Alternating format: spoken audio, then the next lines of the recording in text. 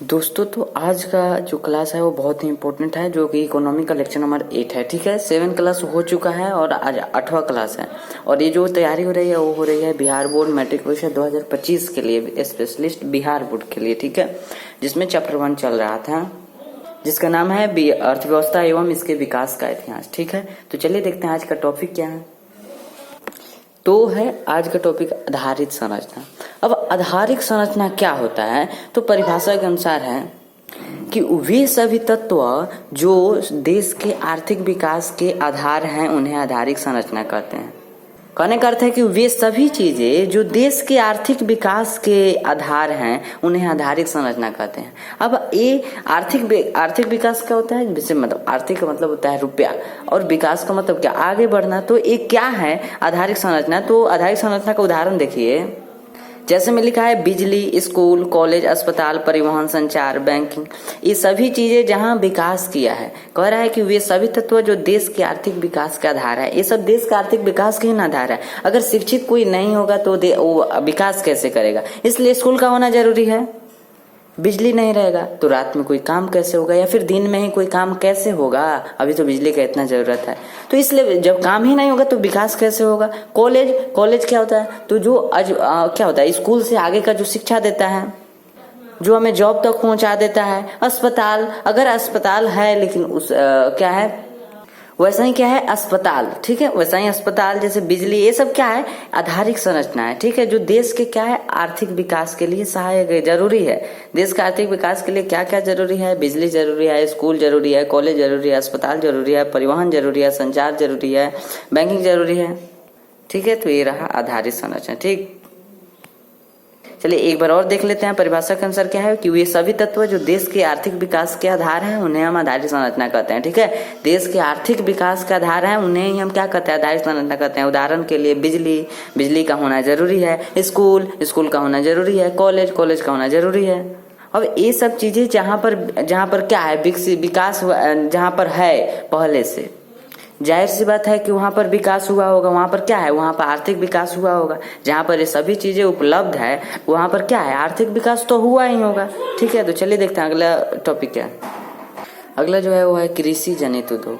तो कृषि जनित उद्योग क्या है, तो ऐसे उद्योग जिनके उत्पादन में कृषि क्षेत्र से कच्चा, देखिए यहाँ पर कच्चा गलत लिखा गया है, आप सुधार लीजिएगा। ठीक है, आधा अच्छा होगा। ठीक है, कृषि क्षेत्र से कच्चा माल आता है उसे हम क्या कहते हैं, कृषि जनित उद्योग कहते हैं। अब कुछ ऐसे उद्योग हैं जिनके उत्पादन के लिए क्या कृषि क्षेत्र से कच्चा माल का जरूरत होता है, इसलिए मंगाया जाता है वहां से कृषि क्षेत्र से, उसे हम जो कृषि जनित उद्योग कहते हैं। जैसे आम से अचार का बनना। अब आम का जो भी खेती कर रहा है तो वो क्या है, वो एक प्रकार का कृषि जनित ही कृषि का काम ही न कर रहा है। ठीक है, तो इसलिए वहां से आम मंगाया जाता है और आम से अचार का बनाना, उद्योग में ऐसा काम किया जाता है। आम से क्या किया जाता है, अचार बनाना। ठीक है, उसी प्रकार से टमाटर से सॉस का बनना। ठीक है, तो ऐसे उद्योग जिनके उत्पादन में क्या होता है, कृषि क्षेत्र से यदि कच्चा माल आता है तो उसे ही हम कृषि जनित उद्योग कहते हैं। जैसे आम से अचार का बनना, टमाटर से सॉस का बनना। ठीक है, चलिए देखते हैं आगे। अगला है कि मानव की मूलभूत आवश्यकता। आखिर मानव की मूलभूत आवश्यकता क्या होता है। अब देखिए यहाँ पर मूलभूत कहने का अर्थ क्या है, तो मूलभूत कहने का अर्थ है जरूरी, जो बेहद जरूरी है सभी लोगों के लिए। ओके, तो चलिए देखते हैं। सबसे पहला है रोटी। किसी भी व्यक्ति को सबसे पहले खाना मिलेगा तभी ना वो कोई काम करेगा। सबसे पहले उसे रोटी चाहिए, फिर उसके बाद उसे कपड़ा चाहिए, फिर उसके बाद उसे मकान चाहिए। माना जाता है ऐसा कि यदि जिस व्यक्ति के पास यह तीनों चीज है वह क्या है, वो गरीब नहीं है। ठीक है, जब यह तीनों चीज आपके पास उपलब्ध होता है तब आप चौथा चीज सोचते हैं शिक्षा के लिए, स्वास्थ्य यानी कि स्वस्थ रहने के लिए, रोजगार यानी कि कोई काम करने के लिए, नौकरी करने के लिए आप सोचते हैं। ठीक है, तो मूलभूत आवश्यकता ये 3 ही होता है। लेकिन यदि जिसके पास ये तीनों चीज है, रोटी, कपड़ा, मकान, तो वो आगे सोचता है आगे के बारे में कि हम शिक्षा प्राप्त करें, स्वास्थ्य स्वस्थ रहें, और रोजगार यानी कि हमें नौकरी मिले। ठीक है, तो ये रहा मानव की मूलभूत आवश्यकता। ठीक है, आगे है कि गरीबी रेखा। गरीबी रेखा एक काल्पनिक रेखा है। काल्पनिक रेखा कहने का अर्थ है जैसे आप कोई चीज सोचते हैं तो वो काल्पनिक हुआ। ठीक है, उसी को काल्पनिक कहते हैं। जो आप सोचते हैं उसी को काल्पनिक कहते हैं। ठीक है, आगे क्या है कि इस रेखा के नीचे के लोगों को गरीबी रेखा, इस रेखा के नीचे के लोगों को क्या कहा जाता है, बीपीएल माना जाता है। अब देखिए इसको समझिए एक स्ट्रक्चर के माध्यम से।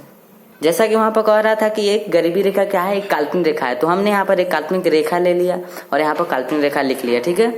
तो इससे ऊपर के लोगों को हम एपीएल कहते हैं और गरीबी रेखा के मतलब ऊपर के लोगों को, जो गरीब नहीं है उन्हें हम एपीएल कहते हैं और जो गरीब हैं उन्हें हम बीपीएल कहते हैं। अब एपीएल का फुल फॉर्म क्या होता है, तो एपीएल का फुल फॉर्म होता है क्या कहते हैं, एबव पोवर्टी लाइन, जैसे बीपीएल का बिलो पोवर्टी लाइन, ठीक है।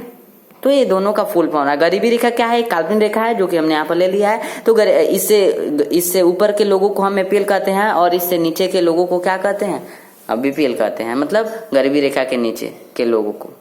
ऐसा क्या किया गया, ऐसा मान लिया गया है कि ऊपर के लोगों को क्या कहते हैं, मतलब इतना सामान, यदि जिसके पास ये चीजें है वो गरीब नहीं है और जिसके पास ये चीजें है नहीं है वो गरीब है, ठीक है। क्या करें, इस रेखा के नीचे के लोगों को हम बीपीएल माना जाता है और गरीबी रेखा के ऊपर के लोगों को एपीएल माना जाता है, कहा जाता है, ठीक है। आगे है कि योजना आयोग के अनुसार ग्रामीण क्षेत्र में 24 कैलोरी तथा शहरी क्षेत्रों में 21 कैलोरी प्रति व्यक्ति प्रतिदिन आधारित है भोजन। मतलब कहने का क्या अर्थ है कि यदि आप ग्रामीण क्षेत्र में रह रहे हैं तो आपके लिए कितनी भोजन की आवश्यकता है, 24 कैलोरी, और यदि आप शहरी क्षेत्रों में रह रहे हैं यानी कि शहर में रह रहे हैं तो आपके 21 कैलोरी भोजन की आवश्यकता है। अब कहने का अर्थ है कि कैलोरी क्या है, तो कैलोरी जैसे दूध को लीटर में मापा जाता है और चीनी को जैसे किलो में मापते हैं, उसी प्रकार से भोजन को हम किस में, कैलोरी में मापते हैं, ठीक है। ठीक है, तो ग्रामीण क्षेत्रों में रहने वाले लोगों को कितनी कैलोरी भोजन की आवश्यकता है, 24 कैलोरी, और जबकि शहरी क्षेत्रों में 21 कैलोरी, जो रह रहे हैं उन्हें 21 कैलोरी भोजन की आवश्यकता है एक व्यक्ति को, ठीक है। अगला है कि सार्वजनिक वितरण प्रणाली से लोगों को खाने के लिए भोजन उपलब्ध करवाया जाता है, ठीक। अभी सार्वजनिक वितरण प्रणाली क्या होता है, तो ये होता है जैसे आप जहां से राशन लाते हैं उसी को सार्वजनिक वितरण प्रणाली कहते हैं, ठीक है। तो जहां से आप राशन लाते हैं उसी को सार्वजनिक वितरण प्रणाली कहते हैं। तो वहां से क्या किया जाता है, लोगों को खाने के लिए भोजन उपलब्ध करवाया जाता है, ठीक। तो ये हो गया गरीबी रेखा के बारे में कि गरीबी रेखा एक काल्पनिक रेखा है, इससे नीचे के लोगों को हम बीपीएल कहते हैं, जबकि ऊपर के लोगों को क्या कहते हैं, एपीएल। ऐसा क्या किया गया, ऐसा माना गया है कि हाँ एक काल्पनिक रेखा होता है, जैसे इससे ऊपर के लोगों को क्या कहते हैं, एपीएल कहते हैं, जबकि इससे नीचे के लोगों को बीपीएल कहा जाता है, ठीक। योजना आयोग के अनुसार ग्रामीण क्षेत्र में कितनी कैलोरी भोजन की आवश्यकता होती है, 24 कैलोरी, जबकि शहरी क्षेत्र में रहने वाले लोगों को 21 कैलोरी भोजन की आवश्यकता होती है। और भोजन के सभी को कहाँ से उपलब्ध करवाया जाता है, तो सार्वजनिक वितरण प्रणाली, जिससे आप राशन भी करते हैं, जहां से राशन आप लाते हैं, ठीक है। आगे है कि राष्ट्रीय ग्रामीण रोजगार गारंटी अधिनियम, तो इसके बारे में कुछ जानते हैं। राष्ट्रीय मतलब देश के जो ग्रामीण लोगों के लिए रोजगार की गारंटी अधिनियम लाया गया था, उसके बारे में कि नरेगा योजना लाया गया था, ठीक। नरेगा योजना कब आया था, 2006 में उसे लाया गया था, ठीक। नरेगा ग्रामीण रोजगार देने की यह एक राष्ट्रीय योजना है। राष्ट्रीय मतलब एक देश के मतलब राष्ट्र का योजना है, देश के द्वारा चलाया गया था। दूसरा पॉइंट है कि नरेगा के अंतर्गत ग्रामीण मजदूरों को साल में कम से कम 100 दिनों के लिए रोजगार देने की व्यवस्था है, ठीक है। साल में कम से कम, साल में 365 दिन होते हैं, लेकिन उसमें 100 दिनों के लिए रोजगार देने की योजना कौन देता है, जैसे नरेगा, ठीक है। और जो बचे दिन होंगे उसमें जो मजदूर लोग होंगे वो अपना कृषि कर लेंगे, अपना खेती कर लेंगे, ठीक है। इसलिए 100 दिनों के लिए रोजगार देने की व्यवस्था थी, ठीक। उसके बाद नरेगा को विश्व का सबसे बड़ा रोजगार योजना माना जाता है, ठीक है। नरेगा को विश्व का सबसे बड़ा क्या माना जाता है, रोजगार योजना माना जाता है, रोजगार देने का योजना माना जाता है, जो कि विश्व में ऐसा कभी योजना नहीं लाया गया था जो भारत में लाया गया था, ठीक है। ये जो योजना है किस प्रधानमंत्री के काल में, तो मनमोहन सिंह के प्रधानमंत्री के काल में लागू हुआ था, जबकि यह किसके द्वारा लाया गया था, तो रघुवंश प्रसाद सिंह के द्वारा लाया गया था, ठीक। वो क्या थे, तो ग्रामीण मंत्री थे, ठीक, कह सकते हैं ग्रामीण कृषि मंत्री थे, ठीक। तो ये रहा इसका कुछ इंपॉर्टेंट पॉइंट, जो कि नरेगा का नाम कब बदला गया, नरेगा का नाम बदलकर मनरेगा कर दिया गया था, ठीक है। 2 अक्टूबर 2009 ईस्वी को इसका नाम बदलकर क्या मनरेगा कर दिया गया था, ठीक। तो नरेगा क्या है, तो विश्व का सबसे बड़ा रोजगार योजना है, ठीक है, जो कि विश्व में ऐसा कोई योजना नहीं अभी तक आया है, ठीक। यह कब आया, 2006 में आया, ठीक। यह किस प्रधानमंत्री के काल में आया, मनमोहन सिंह के काल में आया। किसने लाया इसे, तो रघुवंश प्रसाद सिंह ने लाया था इसे, ठीक है। इसका नाम कब बदला गया, मनरेगा कब किया गया, तो 2 अक्टूबर 2009 ईस्वी को इसका नाम बदलकर मनरेगा कर दिया गया। नरेगा के अंतर्गत ग्रामीण मजदूरों को कितने दिनों के लिए रोजगार देने की व्यवस्था थी, तो 100 दिनों के लिए व्यवस्था थी, ठीक है। तो मिलते हैं कल की क्लास में, आज के लिए इतना ही। बाकी यदि समझ में नहीं आया तो कमेंट अवश्य कर दीजिए, और ठीक है।